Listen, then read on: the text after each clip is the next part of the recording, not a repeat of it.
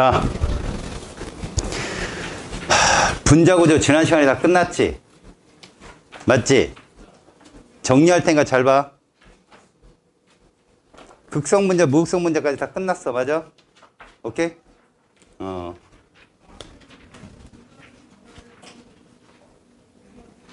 얘 봐봐. 대문자가 몇 개야? 2개지? 그럼 여기는 극성 공유 결합이 있어, 없어? 있어. 알았어? 중심원소의 비공유 전자쌍 있어, 없어?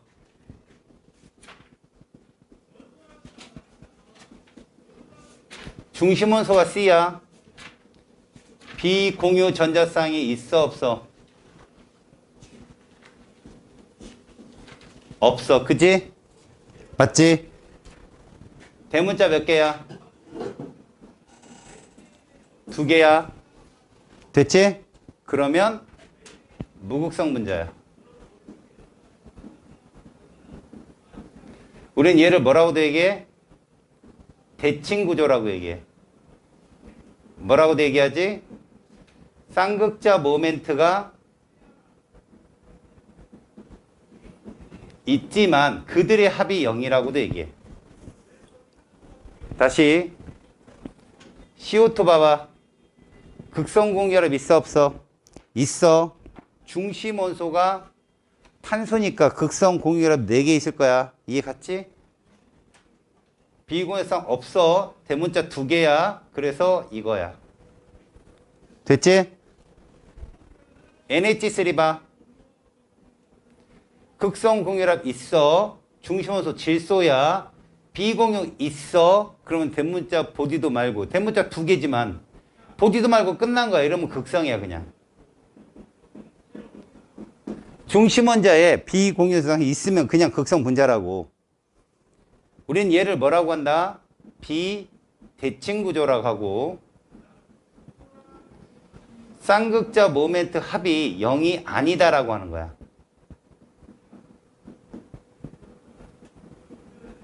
다음 OF2 있어. 극성 공유. 중심원소 산소야. 비공유 있기 때문에 극성 분자야. 필요 없어. 자, 얘 봐봐. O2 극성 공유결합 없어. 그럼 무조건 뭐야? 그냥 무극성인 거야. 이때부터. 무극성 분자는 대칭구조고. 이게 대칭구조라고 해. 얘도. 쌍극자 모멘트 합이 0이라고 그래.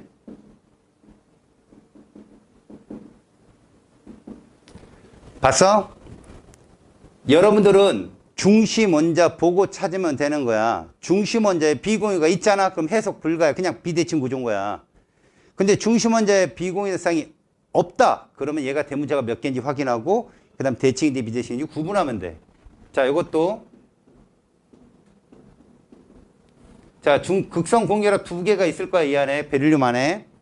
중심 원소가 베릴륨인데 비공유성이 없어. 대문자 2개야. 그럼 역시 무극성 분자다 이거야.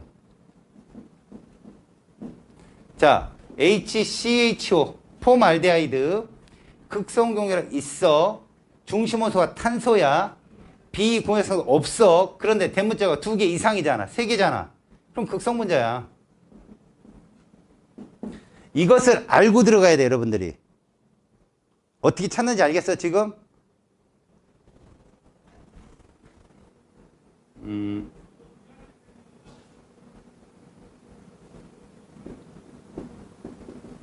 얘 한번 해봐. 동그라미 탄소 X 3개 극성 분자야. 이해 갔냐? 대문자가 2개 이상이면 극성 분자라고. 비대칭 구조. 자, 이제 얘 봐봐. C2F2 극성 공유결합 이 안에 있긴 있어. 근데 무극성도 존재한다. 저 안에는. 왜? 얘는 이렇기 때문에. 아이고. 여기 무극성이란 말이야.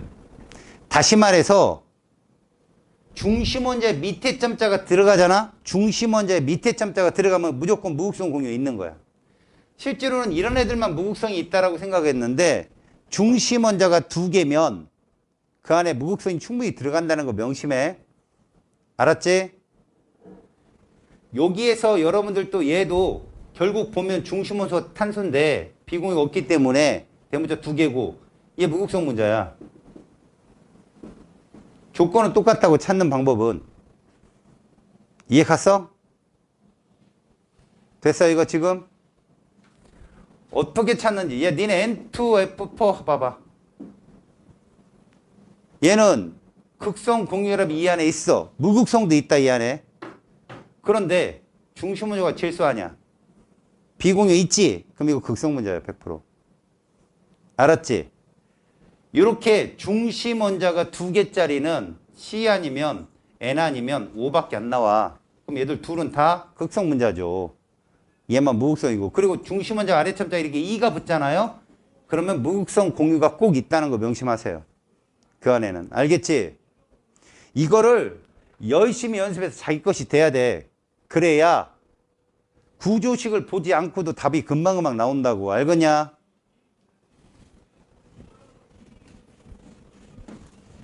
이게 지난 시간에 여러분들이 했던 분자 구조의 극성과 무극성의 단원이야. 자, 뒤에 숙제를 한 부분에 대해서 질문을 받아줄게요. 페이지 223쪽까지 숙제. 223쪽까지 숙제. 질문 빨리.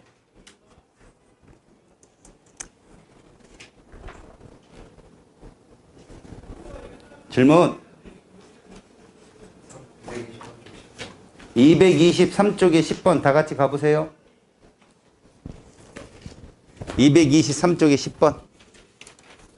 빨리 가보십시오. 봤습니까? 자, 다음은 원소 W에서 Z로 몇 개의 원소예요? 4개입니다. W, X, Y, Z. 이것도 알고 계세요. 중심 원소가 4개입니다. 됐죠? 우리가 알고 해야 될 원소가 4개인데 문제는 HCN5 중 하나라고 했으니까 여기서 중심 원소가 될 애들은 CN5겠죠. 자, 그 다음 각 원소의 전기 음성도는 다음과 같다. 외우지 마세요. 외울 필요 없습니다. 다만 서로 다른 원소끼리는 전기 음성도 차가 0이 아니다라는 것만 알고 있으면 됩니다. 자, 분자 가다에 대한 자료는 다음과 같습니다. 가를 보니 구성원소가 WX, XZ, YZ 이렇게 되어 있어요. 여러분들은 명심하십시오. 지금 이렇게 원소가 두 종류로 되어 있으면 대문자가 두 자입니다. 알겠어요? 대문자가 두 자면 중심 원소가 탄소일 때는 무조건 대칭입니다. 걔는. 알았죠? 중심 원소가 O나 N이면 걔들은 무조건 극성 분자가 되는 것이죠. 이해 갔어요? 자, 그때 우리는 가를 보면 WX 이렇게 되어 있습니다. 그죠? 음성도차가 1.0 되어 있습니다.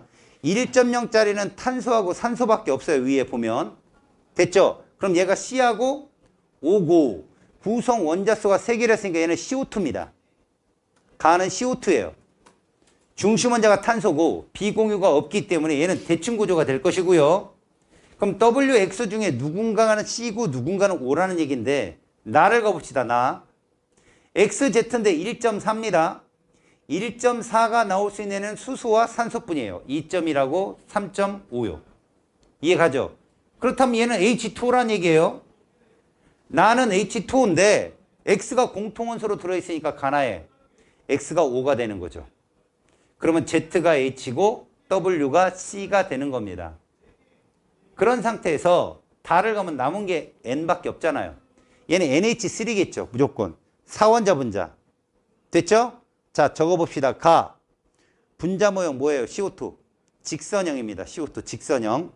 나. H2O. 분자 모형 뭐예요? 구분형이죠. 평면구조라는 거 명심하시고요. 그 다음에 다 NH3죠. 삼각뿔형입니다. 입체형입니다. 얘는. 기억. 무극성 분자는 가뿐입니다. 그죠? 나다는 중심 원자의 비공유가 있기 때문에. 그 다음 니은. 가와 나는 평면구조다. 맞습니다. 다만 입체고요. 가 나는 직선과 구분형이라 평면구조입니다. 디귿. 나와 다에서는 Z가 누구죠? 수소입니다. 부분적 양전화 띄는 거 맞죠? 그죠? 음성도 제일 작으니까. 답은 5번입니다. 다음 또 질문. 이렇게 쳐다보기 미안하죠? 이렇게 체크하지 말자고 했죠? 뒤에다 이쁘게 이렇게 조그맣게 체크. 그죠? 연필을 가져온 건 잘했고요. 숙제 안 하죠, 그죠? 큰일 났습니다. 아이고, 오늘 컨디션 빵이요, 빵. 아주. 이제 요즘에 왜 그래? 힘내. 눈을 좀 뜨고, 눈도 큰 놈이, 씨. 아유, 안 했구나. 우리 민석이는 한 거예요? 혹시 그냥 슬쩍 10번 던진 거 아니에요, 나한테? 아니에요? 큰일입니다. 어쨌든 우리는 진도를 나가야 되니까 여기다 꾸짖음보다는 진도를 나갑시다. 여러분, 화학은 문풀이 80%라고 했잖아요. 제가 몇 번을 얘기합니까? 나쁜 사람들아. 자, 페이지 228쪽 가보세요.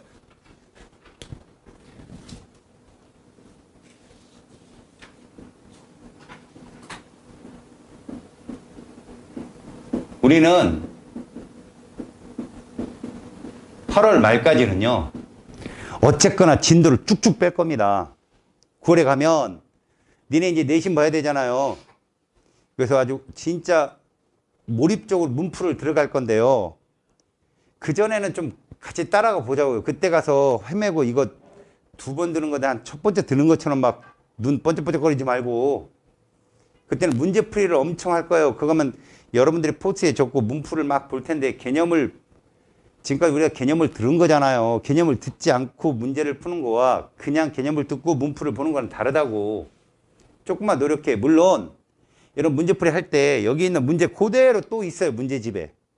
근데 2번 푸는 친구랑 1번 푸는 친구는 정말 이해가 달라요, 이해도가. 그 졸지 마시고. 지금 여기 앉아. 이리 와. 민지는. 잘했어. 힘내고. 자, 봅시다. 이 단원 여러분, 킬러 단원이 어디냐면 중화반응 양적 관계예요. 킬러 단원이. 알았어? 근데 그 외적 단원은 뭐라고? 다 맞아야 돼. 뺏기지 말아야 될 곳이라고. 뺏어야 될 곳이 중화반응 양적 관계예요. 그럼 아까 우리가 지나온 3단원은 뭘까? 거기는 뺏어야 될 문제가 없어. 뺏기지 말아야 될 문제만 있는 거지. 알겠지? 그러니까 3단원 조금만 공부해봐. 진짜 말만 잘 알아들으면 틀리지 않을 곳이 거기야. 자, 역동적 화학 반응에 제일 먼저 여러분들이 배워야 될 것이 무엇이냐? 동적 평형이라는 곳입니다.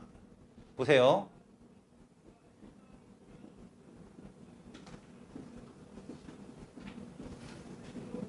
일단 이 말부터 알고 들어가야 돼요. 동적 평형이 무엇이냐? 정리를 하고 알려드릴게요.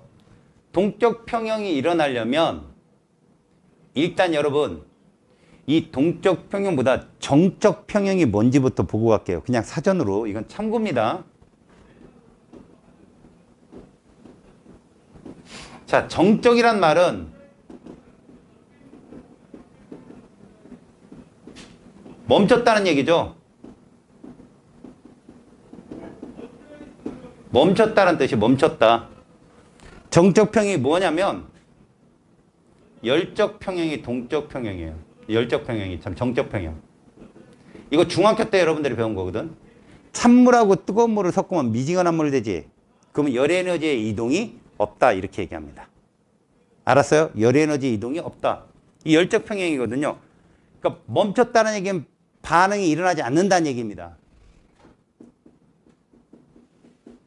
반응이 없다라는 뜻이거든요. 그럼 동적 평형은 분명히 반응이 일어난다는 뜻인데 이게 어떤 반응인가? 자, 동적 평형이 일어나려면 조건이 있어요. 동적 평형의 기본이라고 하죠. 무슨 조건이냐? 얘는 이래야 돼요.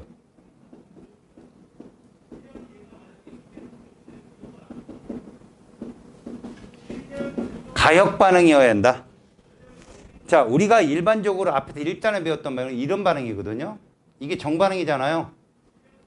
일반적으로 이게 정반응이에요, 정반응.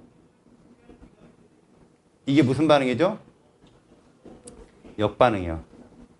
다시 말하면 정반응과 역반응이 있어야 된다. 가능해야 된다. 역반응이. 그래서 여기가 반응물,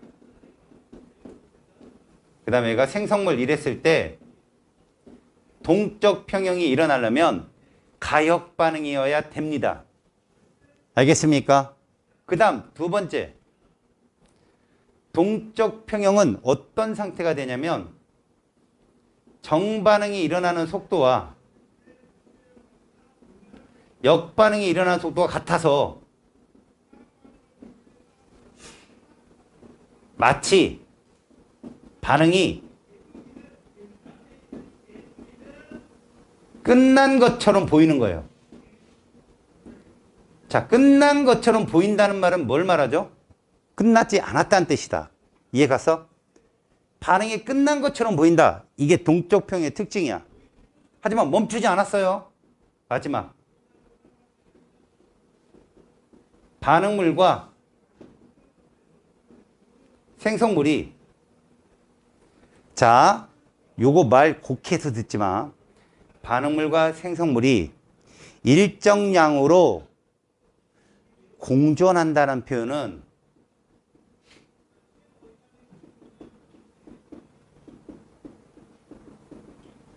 이 표현은 반응물과 생성물의 양이 똑같다는 뜻이 아니에요.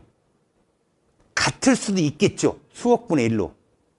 근데 반응물이 작을 수도 있고 생성물이 클 수도 있고요. 반대로 반응물이 크고 생성물이 작을 수도 있어요. 그 상태로 일정하게 유지되는 게 동적 평형. 그럼 뭐예요? 공존한다는 게 중요해요. 공존한다. 지금 이 셋 중에 이 둘이 제일 중요하거든요. 동적 평형을 설명할 때 이것만 명심하면 여기서 장난치는 문제들을 다 맞출 수가 있어요. 여기 뭐라고 그랬지? 뺏기지 말아야 될 곳이라고 했지. 알았어? 그럼 이런 동적 평형 상태를 우리는 몇 개를 배우느냐? 3개를 배운다. 3개를 배워. 첫 번째가 상평형이라는 걸 배우고 두 번째가 용해평형, 마지막에 화학평형을 배우는데 화학평형은 조금 자세하게 가르쳐 줄게. 뒷부분과 좀 연계가 되기 때문에. 근데 니들한테는 어렵게 안 나온다는 거 명심해. 이쪽은 정말 쉽게 나와. 대신 이제부터 왜 동적 평형은 일어나느냐?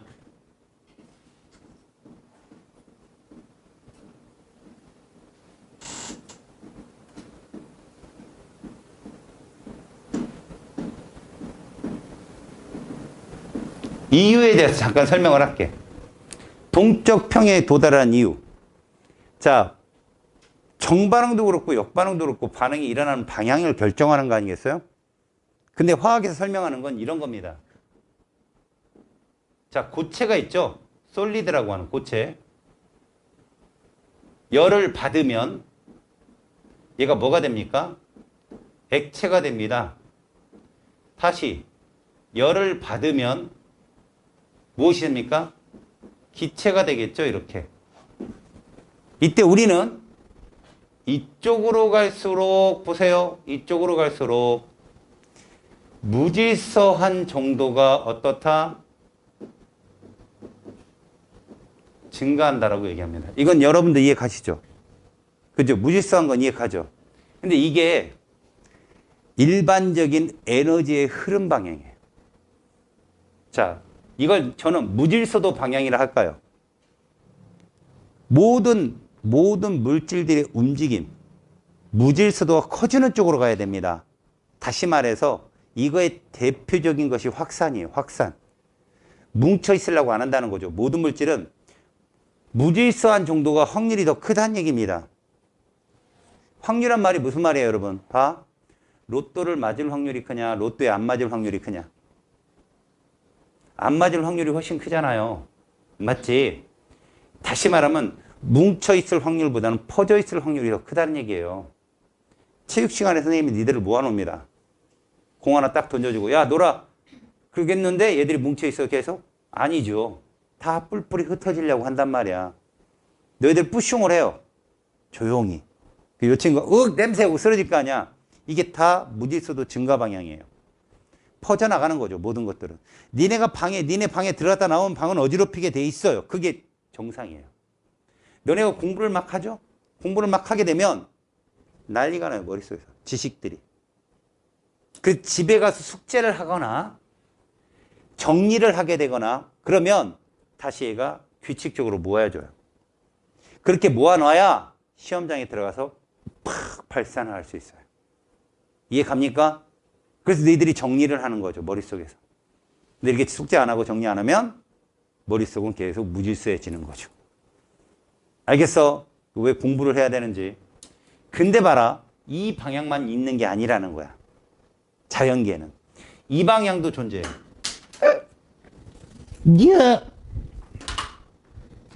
이 방향. 이게 무슨 방향이냐면 봐라. 이게 발열 반응 쪽이거든. 화학에서는 잘 들어. 에너지가 어떨수록 안정하다고 배웠어. 화학결합에서. 에너지가 어떨수록 안정하다. 낮을수록 안정하다는 거 배웠지. 너네 이거 배웠잖아. 그래프. 그때 여기가 결합 에너지다 이런 거 배웠잖아. 그제? 이쪽 방향이 뭐냐? 에너지적 안정도가 크다라고 얘기하는 거야. 이 둘이 충돌하는 게 평형이야.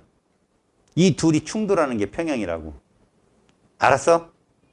모든 해석을 이렇게 하면 돼. 그러면 이해가 가. 외우지 않고. 이건 좀 어려운 내용이라 학교에서 선생님들이 안 가르쳐줘. 이제 이런 성향을 주장한 과학자가 깁스라는 과학자야. 그 깁스의 자유에너지 공식이라고 하거든. 이건 일반화에 가서 배워. 기본적으로 이런 충돌 때문에 자연계에서 평형이 일어난다. 다시. 무질서도가 증가하는 방향은 고체에서 액체, 액체에서 기체로 가는 방향이야. 근데 에너지적으로 안정한 방향은 고체거든. 이 둘이 온도에 따라서 충돌하는 위치가 좀 약간씩 차이가 나. 그 딱 충돌이 돼가지고 속도가 동일해졌을 때, 둘이 아주 안정적 평형에 유지했을 때 우리는 동적 평형에 도달했다라고 얘기하거든. 자, 그러면 이렇게 얘기해보자. 온도를 높이면 무질서도 방향이 좀 더 커지겠지. 온도를 높이게 되면. 그럼 누가 더 많이 있겠어? 고체보다는 액체보다는 기체가 많이 존재하면서 평형에 도달한다고. 근데 온도를 낮추면 기체보다는 액체보다는 고체가 많은 상태에서 평형에 도달할 거라고. 그러니까 공조는 해야 되거든. 반응물과 생성물. 공조는 해야 되는데 누구 양이 많고 누구 양이 적으냐에 따라서 정반응이 우세하냐 역반응이 우세하냐 이런 표현을 할 수가 있는 거야. 알았어? 이거를 이해가 가야 돼. 우리가 처음에 배워야 되는 게 뭐냐면 이제 그 책에 있는 게 가역반응이거든. 가역반응. 자, 이것도 이렇게 한번 해석을 해보자고. 이해가 안 가지만. 처음 뭐가 있냐?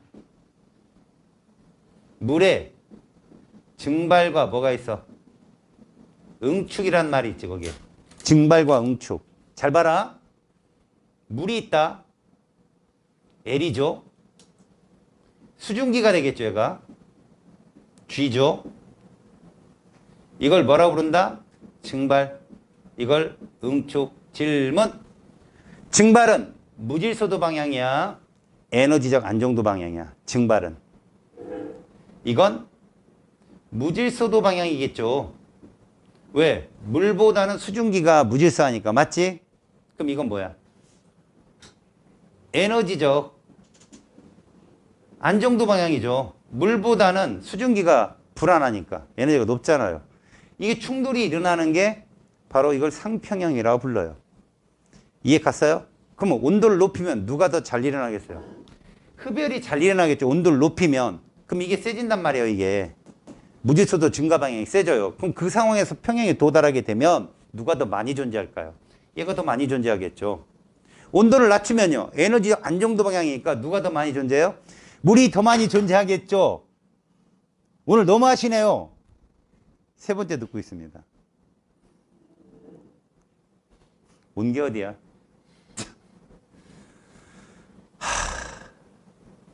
무슨 격주 근무하는 애도 있어. 일주 왔다, 일주 안 왔다, 아주.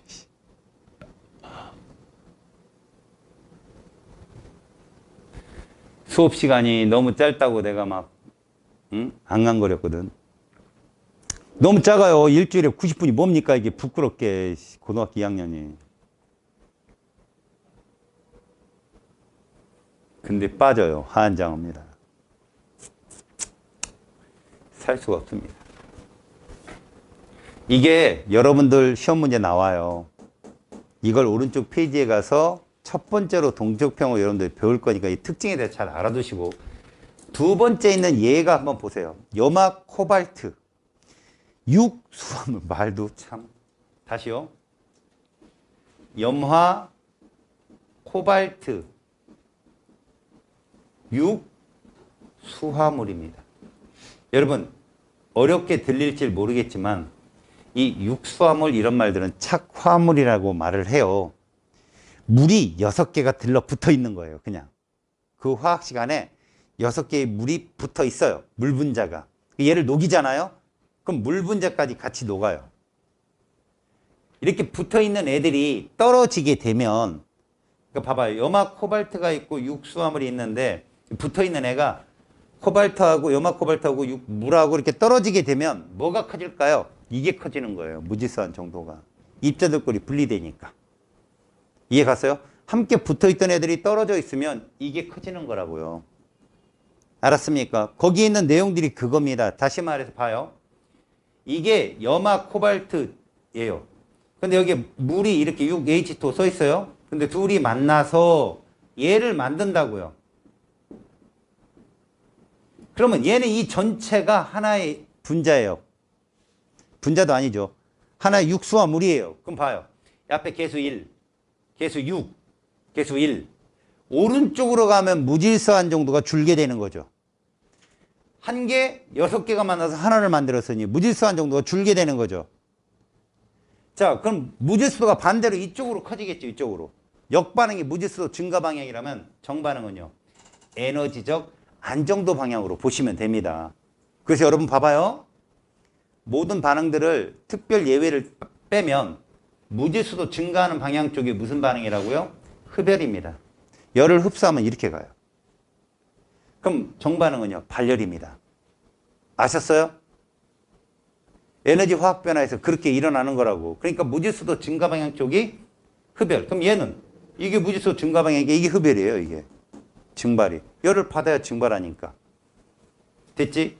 얘는 어떻게 우리가 해석을 하느냐? 거기 보시면 얘가 뭐라고 되어 있냐면 푸른색이라고 되어 있어요. 얘가 붉은색이라고 써 있고요. 이건 어디에 사용하냐면요. 우리가 물을 확인할 때 써요. 물을 확인할 때 얘를 쓰는데 푸른색, 염화, 코발트, 종이라고 하거든. 얘를 물이 있는 곳에 집어넣으면 붉은색으로 바뀌어요. 이런 물이 있다라고 하는 거죠. 물하고 얘를 착화물을 만들거든요. 근데 다시 이게 증발을 시키면, 물을 증발을 시키면 얘가 다시 푸른색으로 돌아와요. 이게 바로 동적 평의 하나의 예다, 이렇게 얘기하는 겁니다. 예다. 알았니? 다시 봐라. 반응물의 개수가 많아, 생성물의 개수가 많아. 반응물의 개수가 많아. 개수가 많은 쪽이 무질서도 증가야. 그럼 반대가 에너지적 안정도. 알았지? 이게 가역 반응에서 일어나는 일들이지. 자, 질문. 얘가 동적 평형에 도달했대. 동적 평형에 도달해서 붉은색을 떴대. 자, 붉은색을 떴으면 얘만 있는 게 아니라는 거야. 붉은색을 떴다는 건 얘 입자가 더 많고 얘들도 있어야 된다는 거예요. 왜? 공존해야 되니까. 다시.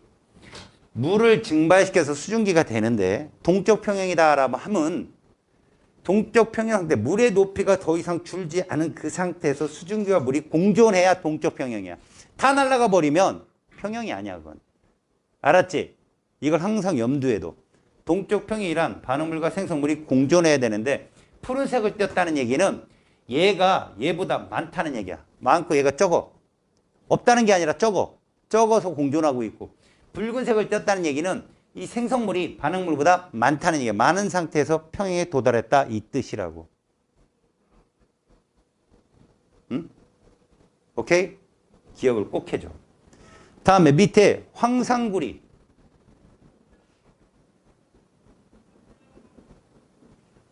오수화물.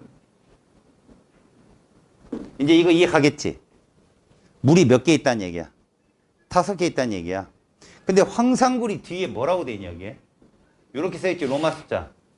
이 로마 숫자는 구리의 전하야. 플러스 2가라는 얘기야, 지금. 황상구리가 플러스 2가. 황상구리 오수화물이 뭐로 변하는가 봐봐. CU, SO4, OH2O가 봐라. CU, SO4와 OH2O로 나눠진다. 자, 정반응, 역반응 어디가 무질소도 증가 방향이지? 정반응이 무질소도 증가 방향인 거야. 역반응은 에너지적 안정도 방향이라고 보면 돼. 이것들이 동적 평형에 도달했다. 그럼 반응물과 생성물이 모두 공존한다. 자, 얘가 무슨 색으로 돼 있어? 얘가 무슨 색으로 돼 있어? 푸른색으로 돼 있죠. 푸른색. 얘는요. 보통 흰색 하지만 무색 이런 말도 쓰거든. 무슨 말이냐? 구리가 황상구리가 물하고 척화물을 이루면 물 입자에 의해서 푸른색을 띄워. 구리이온 색깔이 푸른색이잖아요, 여러분들. 그지? 그러면 너희들은 이것만 생각하면 된다. 얘가 동적 평형에 도달했다. 그럼 어떤 거냐? 지금 이게 가역 반응 맞잖아. 그러면 첫 번째, 정반응 속도와 역반응 속도가 동일해. 동일한 상태에서 잘 들어.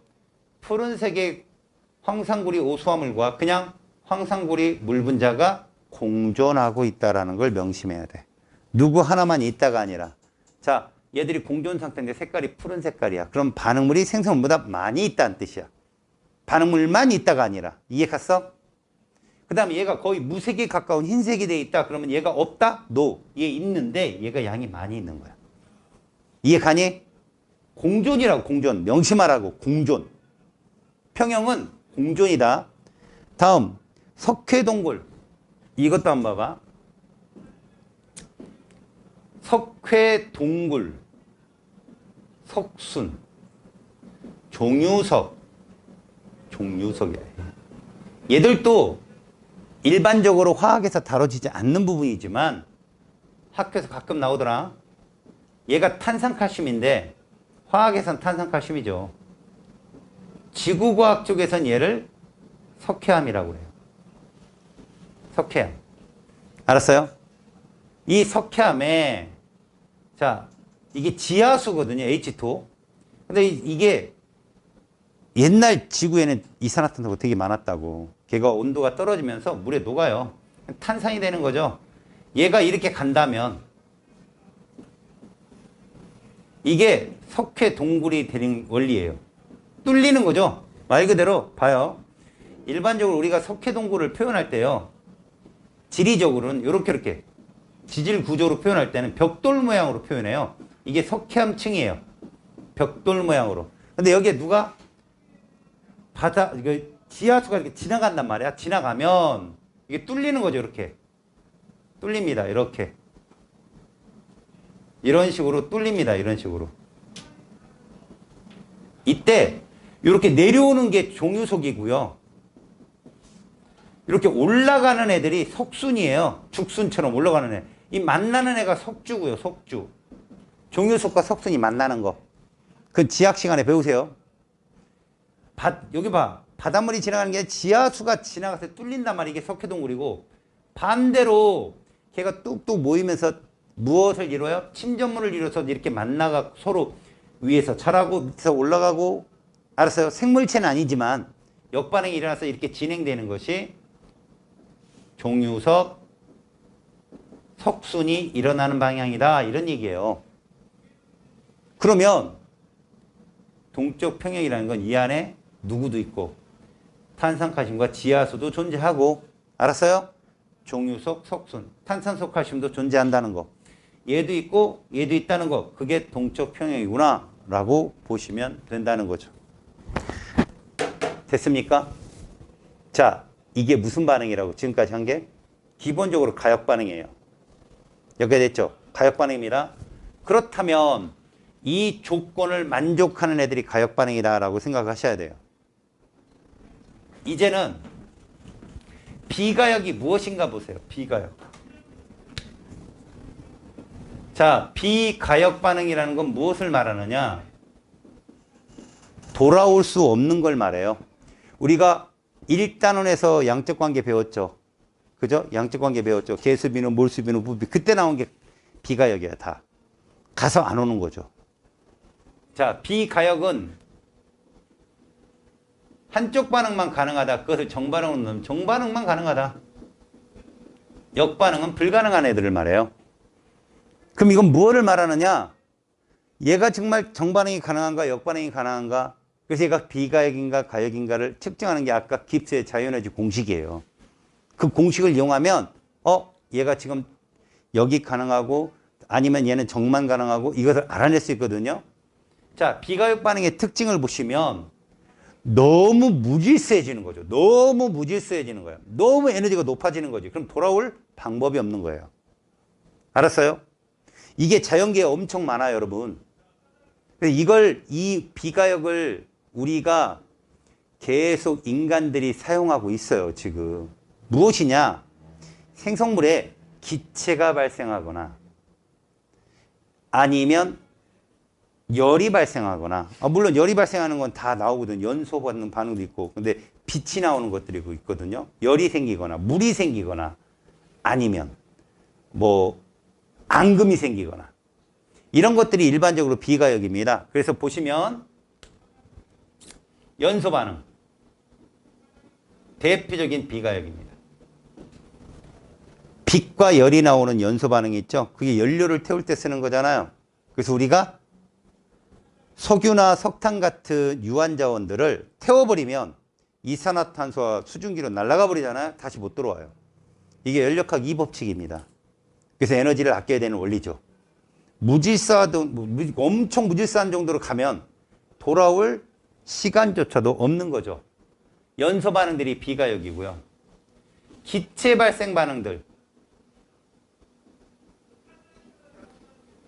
기체 발생 반응들도 비가역이 많습니다. 예를 들어서 금속과 산이 반응해서 염과 수소 기체를 발생하는 거죠. 이런 것들이 봐봐요, 밑에. 비가역이에요. 여기로 돌아오지 못합니다. 세 번째, 중화 반응이 있어요. 이거는 이제 산과 염기가 반응을 해서 염이 생기고 물이 나오며 열이 생기는 이 반응. 이게 또 역시 비가역입니다. 그리고 염과 염이 반응해서 침전, 앙금물 있죠. 이렇게 만드는 이 반응도 비가역입니다. 침전 반응도요. 그러니까 그냥 참고적으로 앙금 생기고 물 생기고 기체 발생하고 연소되면, 연소라는 건 빛과 열이 동시에 발생하는 거잖아요. 탄화수 같은 것들이, 그죠? 이런 것들이 다 비가역이다. 돌아올 수가 없는 거다라고. 물론 얘도 밀폐 공간에 놓고 엄청나게 심혈을 기울이면 가역 반응이 가능하다고 해요. 근데 그러지 못한, 우리가 보통 말하는 게 그런 걸 이제 뭐라고 하냐, 고립계라고 하거든요. 아이솔레이션이라는 말을 쓰는데, 고립계에서는 이게 약간 가역이 될 수도 있답니다. 하지만 우리가 지금 존재하는 곳은 뭡니까? 닫힌 게 아니면 열린 게인데, 그죠? 그런 상태에서는 얘는 절대 가역 반응이 성립하지 않는다는 걸 거기다 써준 겁니다. 알겠죠? 됐습니까? 자, 이제부터 이제 얘는 하나 나올까 말까 한 문제고요. 니네가 시험 보기 전날 잠깐 보는 거고요. 이제부터는 우리가 세 가지 동적 평형 상태에 대해서 공부를 하고 그것들에 대해서 시험 문제가 뭐가 나오는지 배울 거라는 겁니다. 먼저 동적 평형 대제목. 그 첫 번째가 누굽니까? 바로 물의 상평형입니다. 시험에 잘 나와요. 외우세요, 이거. 자, 물의 상평형인데 그렇다면 물과 얼음이냐, 물과 수증기냐, 물과 수증기입니다. 여러분들 배우는 건. 알았니? 물이 있다면 얘가 열을 받으면 얘가 될 것인데 이것만 되는 게 아니라 이렇게도 되더라, 이런 얘기예요.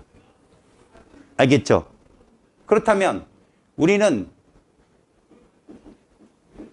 정반응의 속도를 뭐라고 볼 것이냐? 증발 속도라고 보는 거죠. 정반응 속도를. 그 다음에 역반응 속도를 뭐라고 볼 것이냐? 이건 응축 속도라고 보는 거예요.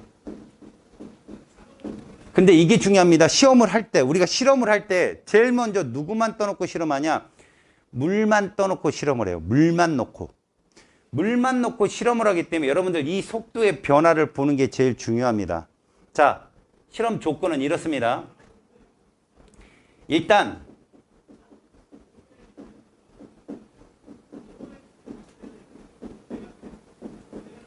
이런 조건을 갖춰야 돼요. 밀폐된 용기 속에서 실험을 하셔야 됩니다. 오픈이 돼버리면 물을 떠놓고요. 위에 아무것도 안 막아놓거나 오픈 시켜버리잖아요. 그럼 물은 다 날아가요. 평형에 도달하지 않는다고. 왜? 얘가 막 증발이 돼서 그 액체의 물 위의 표면이 포화 상태까지 도달해야 동적 평형에 도달하는데 포화가 죽어도 안 되죠. 막 날아가는데 이 공간이 어떻게 물 요만한 그릇으로 포화가 됩니까? 알았어요? 그래서 밀폐된 용기 속에 실험을 하게 되는데, 자, 봅시다. 우리가 이런 용기에다가 뚜껑으로 이렇게 차단을 합니다. 그리고 물을 요만큼 부어요. 이게 물입니다, 물. 이 상태에서는 여기가 지금 현재 출발, 봐봐요. 진공이라고 합시다. 진공 펌프로 다 빼냈어요. 근데 여기에 뭐가 존재하냐면 이렇게 온도가 존재하는 거예요. T도씨. 온도가 일정한 온도가 존재해요. 중요한 겁니다. 온도가 일정하잖아요. 얘가 일정합니다. 이거 외우시는 게 좋아요. 온도가 일정하면 증발 속도가 일정합니다. 그래서 제가 증발 속도를 이렇게 정할게요. 자, 이게 지금 뭘까요? 이겁니다. 이거예요, 이거. 이 화살표 길이가 속도라면 이 길이를 결정하는 건 온도란 얘기예요. 온도가 일정하면 이 화살표 길이 일정합니다. 지금은 일방적으로 정반응만 일어날 거예요. 왜? 수증기가 없으니까. 자, 이러고서 시간이 좀 지나잖아요. 시간이 좀 지나면 물 높이가 조금 줄 거고요. 그 다음에 여기에 뭐가 생길까, 이렇게? 수증기가 생기겠죠. 증발이 일어났으니까. 그럼 봐요. 얘들은 변하지 않아요. 왜? T도시로 일정하니까요. 온도가 계속 T도시예요. 그럼 저 빨간색 화살표는 그대로라고. 다만 누구의 화살표가 이제 얘의 화살표가 조금 커지는 거죠. 보세요. 좀 커진 거예요. 이게 응축 속도예요. 시간이 좀 지나 볼까요? 시간이 좀 더 흘러버리면 물이 좀 줄겠고요. 증발 속도는 여전히 이런데 응축 속도가 이 정도까지 간 거죠. 그래도 얘는 아직도 물을 더 줄일 거예요. 분명히. 잘 봅시다. 이 안에 수증기 입자수는 아까보다 훨씬 많은 입자수가 있었을 거야. 더. 됐지? 봐. 여기까지 가면 봐봐. 이쪽으로 진행하면서 자, 물 입자수는 어떻게 될까? 감소하겠지. 수증기 입자수는 그래, 얘는 계속 증가할 거라고. 그러니까 수증기가 자꾸 입자수가 많아지니까 속도가 빨라지는 거야.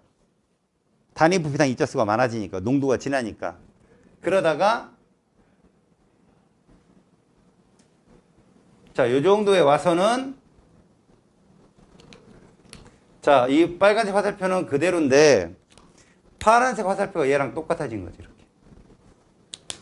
그러니까 응축 속도는 아무리 점점점 빨라져도 증발 속도를 넘지 못한다는 게 중요한 핵심이야.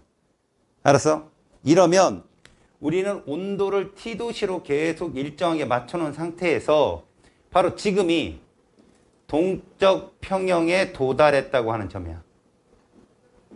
평형에 도달했어.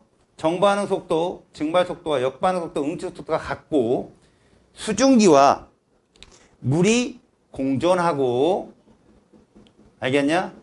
수증기와 물이 공존하고, 이게 동적 평형이라고. 그럼 얘를 그래프로 그리면,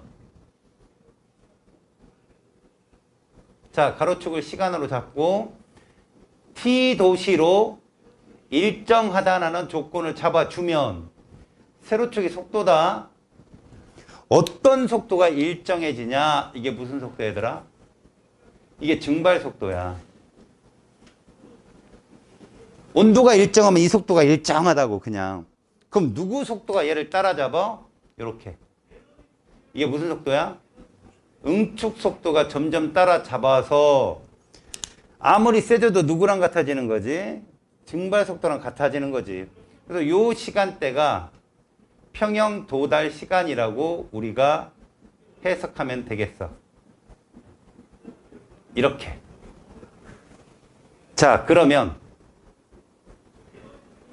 0부터 평형 도달 시간까지 가는 동안에 수증기 입자는 점점 어떻게 되고? 증가하고 물 입자수는 점점 어떻게 되고?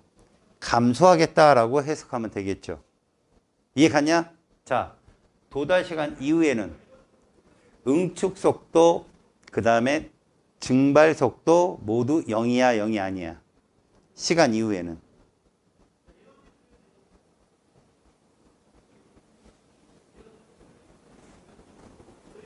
영이야, 0이 아니야.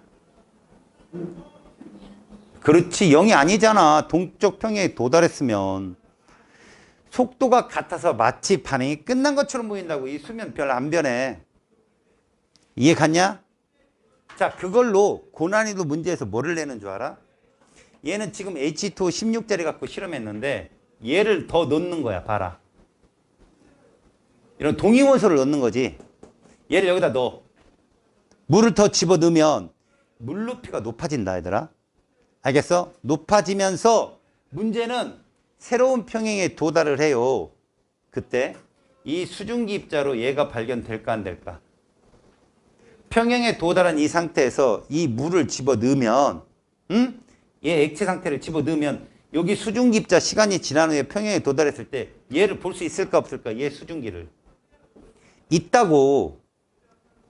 계속 반응은 일어나니까 뭔 말인지 알겠어? 그런 게 나온다고. 자, 이제 니들이 함정에 빠지는 걸 알려준다. 봐라.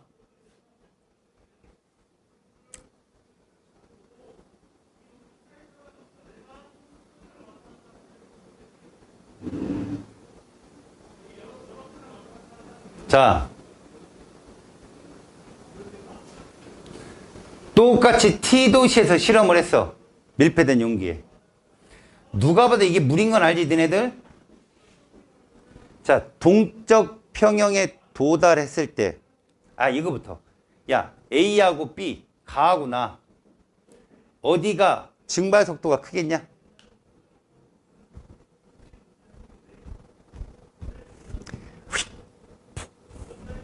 똑같겠지. 증발 속도는 온도에 영향을 받는다고 했잖아. 얘든 똑같다고. 알았니?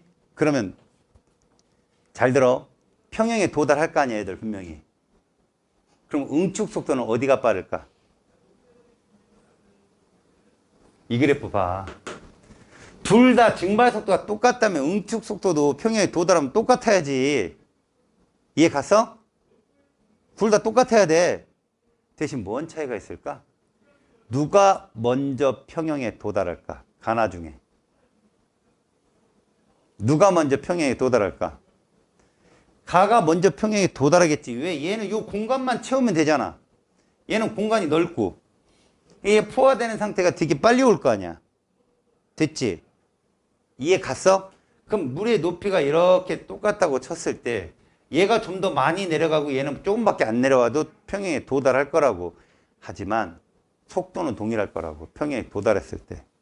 이런 차이가 있다고. 알았어?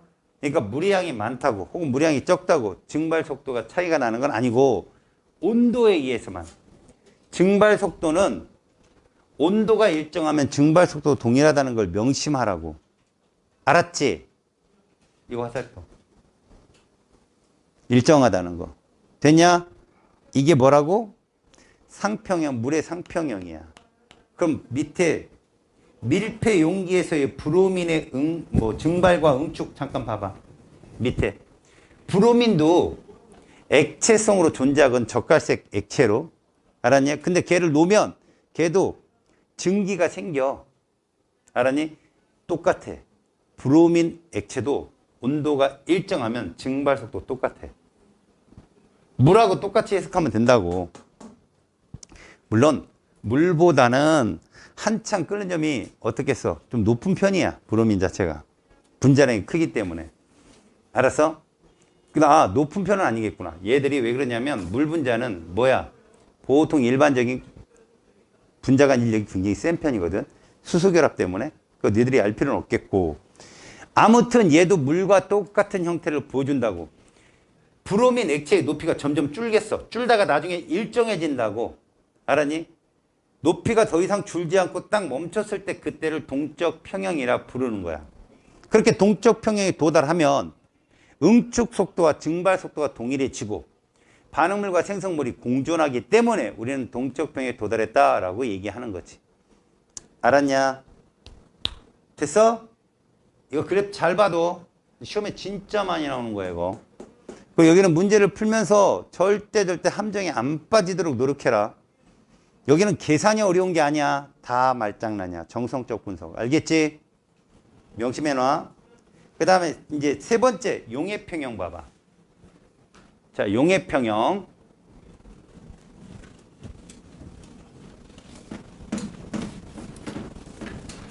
자, 우리가 상평형을 배웠는데 이제부터 해야 될 게 용해평형이거든. 이건 마치 뭘 생각하면 좋냐면 중학교 때 배웠던 용해도를 떠올려봐. 용해도. 용해도의 정의가 물 100g에 이거잖아. 용매 100g에. 어떤 온도에서 용매 100g에 최대한 녹을 수 있는 용질의 그람수 이렇게 얘기해. 그래서 우리가 보통 용해평형 그러면 용해도 곡선을 이렇게 그린다. 기억나냐? 용해도 곡선? 그 용해도 곡선상에 존재할 때 우리가 포화 상태라고 부른다. 내 말 들어봐. 이걸 알아야 문제를 여러분들이 할 수 있어. 봐라. 이게 온도고 세로축이 용해도라고 했을 때 일정량 용매에 녹이는 물질이 온도가 높으면 많이 녹겠다. 이게 고체 용해도야. 자, 요 선상에 있을 때를 뭐라 부른다고? 포화 상태라 부르고. 자, 요걸 한번 보여줄게.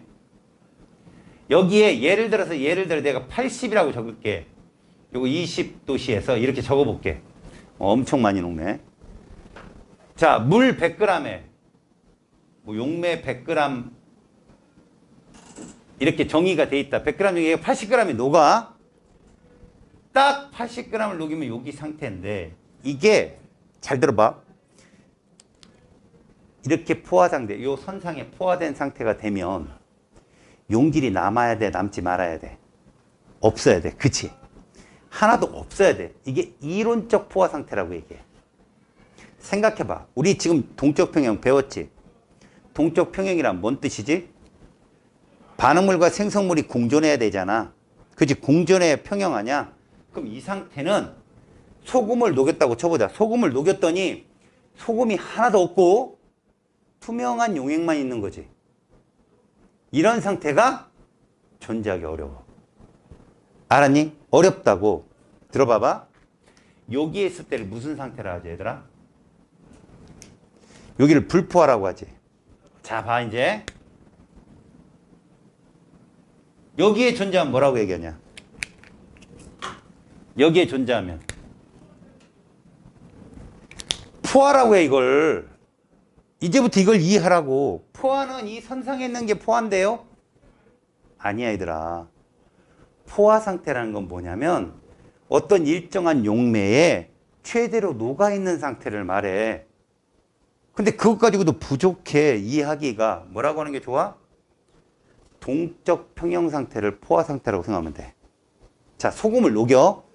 그러면 소금이 반응물이 되고 녹아 들어가는 소금 이온 용질이 생성물이 되는 거야. 그럼 동적 평형 상태는 뭐라고 했어 아까? 녹아 들어간 소금하고 아직 녹지 않은 소금이 공존해야 되는 거야. 알겠니? 그게 동적 평형 포화 상태야. 그럼 너희들이 말하는 과포화는 뭘까? 과포화는 이런 걸 말한다.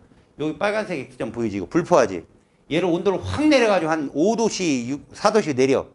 그럼 얘가 이 정도에 오거든? 빡 줄이면, 봐라. 빡 줄이면 얘가 이 정도에 올 수 있어, 이 정도. 왔는데, 지금 이 20도씨에서 이 X점에는 투명한 거지, 투명한 거. 얘가 충분히 다 녹았기 때문에 투명한 상태잖아. 근데 얘를 온도를 확 떨어뜨려도 투명해. 분명히 이 상태가 과하게 녹은 상태잖아.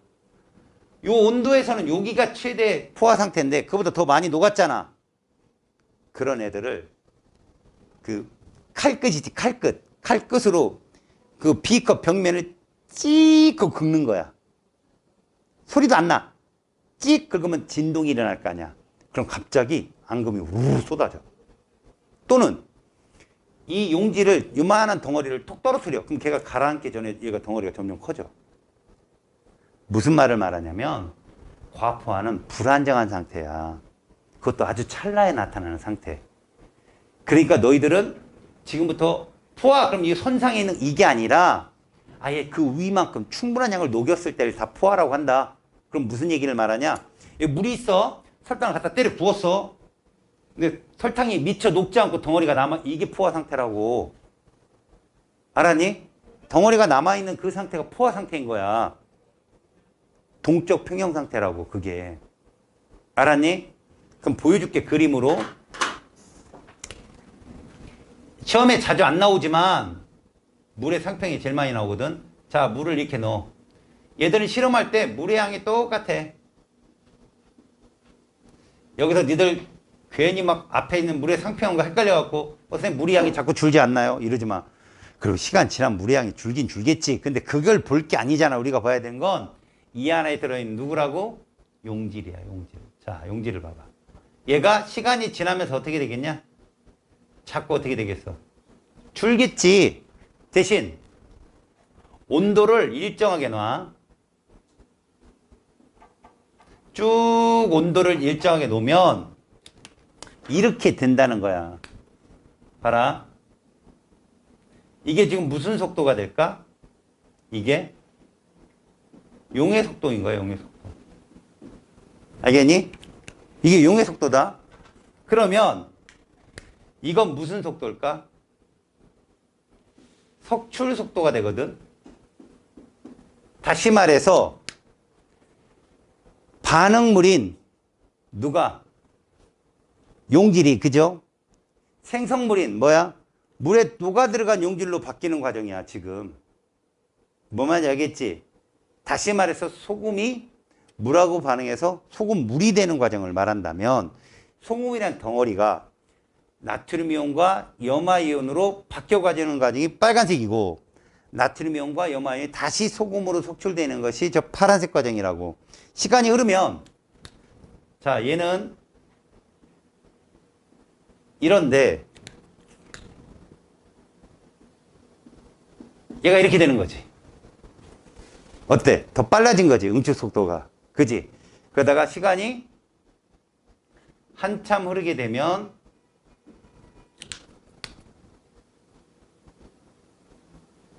이렇게 된다는 거지. 똑같아진다는 거야. 그럼 이게 무슨 상태라고? 동적 평형 상태. 여기를 뭐라 부른다?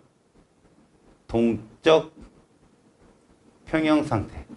이때가 되면 이 구체 덩어리는 크기가 일정해지는 거지. 이해 갔어? 자, 지금 이 상태에다가 지금 얘들이 NaCl이 녹아있다고 생각하자. NaCl 수용액이야, 지금. 그리고 얘하고 누가? 얘가 공존하고 있는 거지, 지금 상태가. 그치? 근데 여기다가 내가 얘를 집어넣는 거야. 37짜리를, 동위원소를. 덩어리를 여기다 집어넣어. 얘 덩어리를 저기다 집어넣으면 Cl-37짜리가 저 물속에서 존재할 수 있을까 없을까? 있다 없다. 있으면 오른손, 없으면 왼손. 하나, 둘, 셋. 있으면 오른손, 없으면 왼손. 하나, 둘, 셋. 있으면 오른손, 없으면 왼손. 아까 니네 H2O 18짜리가 물을 부었잖아, 내가 동위원소를. 그때 얘가 수증기로 나올 수 있다고 그랬지. 왜? 반응이 멈춰 있는 게 아니니까. 그럼 이 고체, 얘를 집어넣으면 얘도 녹아 들어간다니까, 끊임없이. 그래서 염화이온이 저기 나타날 수 있어. 이게 고급 문제야. 멈추지 않는다. 난 멈추지 않아. 옛날 노래야. 쌤이 니들 만한 나이 때. 잼. 이젠 더 이상. 얼마나 좋아, 노래. 알아요? 고인물인데, 이거. 진짜, 멈추지 않아! 계속 반응은 일어난다고. 알았어? 중요하다고 지금 이거 얘기가. 동적 평형이란 공존한다는 걸 명심해. 공존. 어느 하나도 없어버리면 안 돼. 물이 다 날아가거나. 요 고체 입자가 하나도 없다면 그건 동적 평형이라고 볼 수 없는 거야. 있어야 돼. 알았지? 그게 229쪽까지 야그가 나와 있는 얘기다. 넘겨보쇼. 230쪽. 위에 있는 박스 보이지? 염화나트륨 포화 수용액에서의 동적 평형? 그 얘기가 그거야. 염화나트륨을 물에 녹였을 때 있잖아. 얘들이 염화나트륨 소금 덩어리와 그 다음에 이온들이 이렇게 골고루 퍼져 있는 상태에서 만에 하나 나트륨 24짜리 얘 지금 보니까 나트륨 동위원소를 집어넣네요. 여기는 나트륨을 집어넣으면 얘는 물속에서 이온으로 발견될 수 있다는 거예요. 알았어요? 반응이 멈춰지지 않기 때문에. 알겠습니까? 자, 이제 화학 평형. 여긴 좀 시간이 걸리는데. 자, 여러분. 요까지만 잠깐 하고요. 다음 시간에 여기 다시 할게요. 잘 들어요. 화학 평형은요. 앞에서 배웠던 상평형과 용액평형하고는 좀 차원이 다릅니다. 자, 화학 평형은 이런 식으로 생각을 하시면 좋겠습니다. 얘 또한 잘 보세요. 이렇게 반응물이 있어요. 얘가 생성물로 갑니다. 그리고 이렇게 역반응도 진행되겠죠. 자, 역반응은 눈으로 보입니까? 자, 뭐 어떤 반응이 무질서도가 증가하는 반응일까요? 정과 역 중에. 손으로 표현해봐요. 이렇게 표현해봐요. 자, 어떤 반응이 무질서도가 증가하는 방향이죠? 표시해봐요.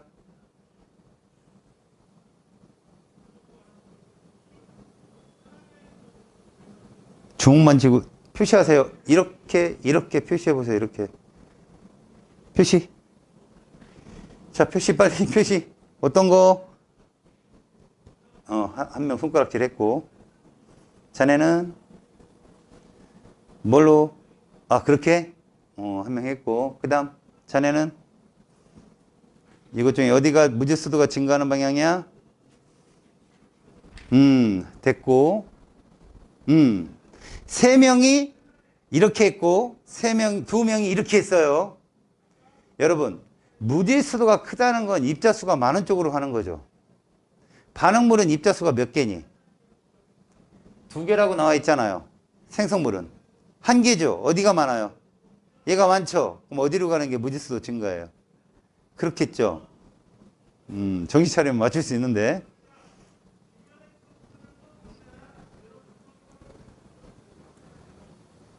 전에 이렇게 이렇게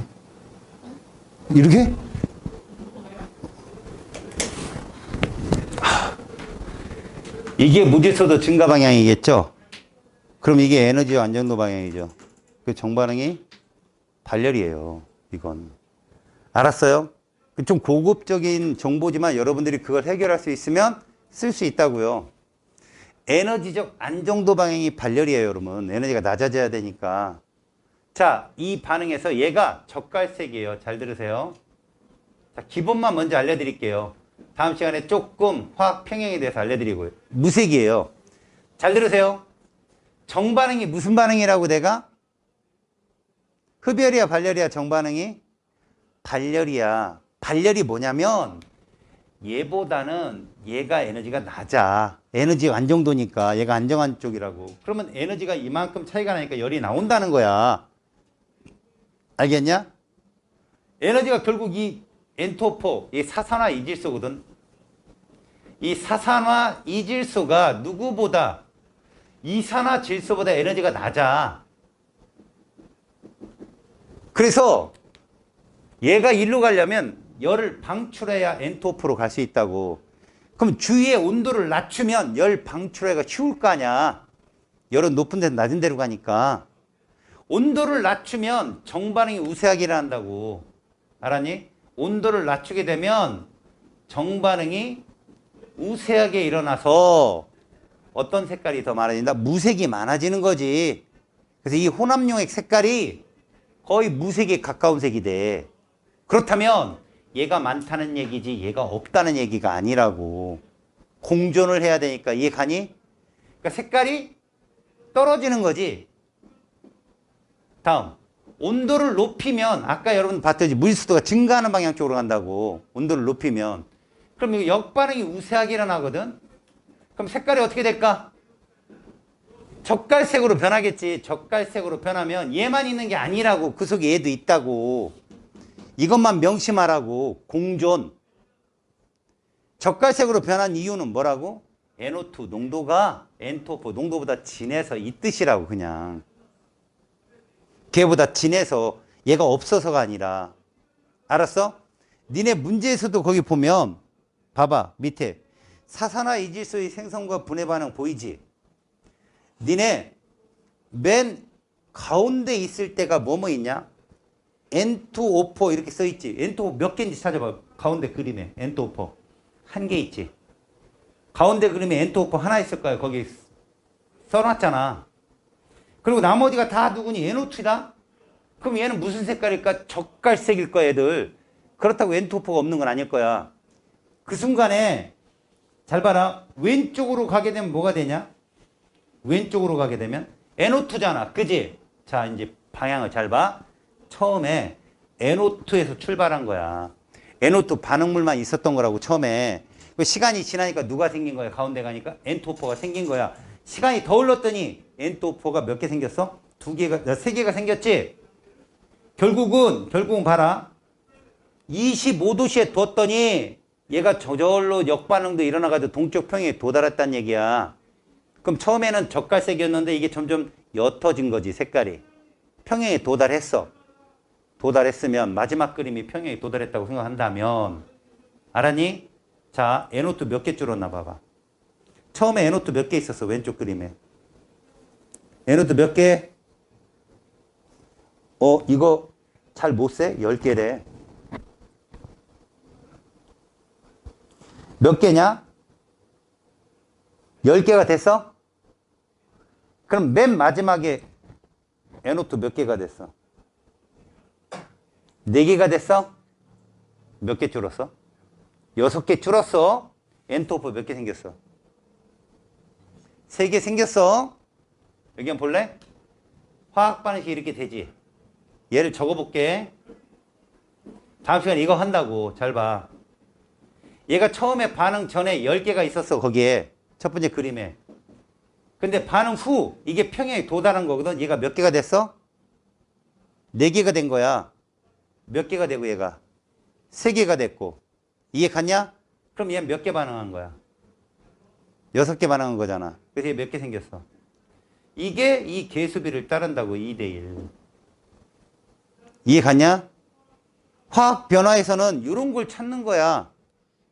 니네한테는 안 나와. 하지만 이걸 안 사람하고 그렇지 않은 사람은 여기 공부가 굉장히 차이가 나.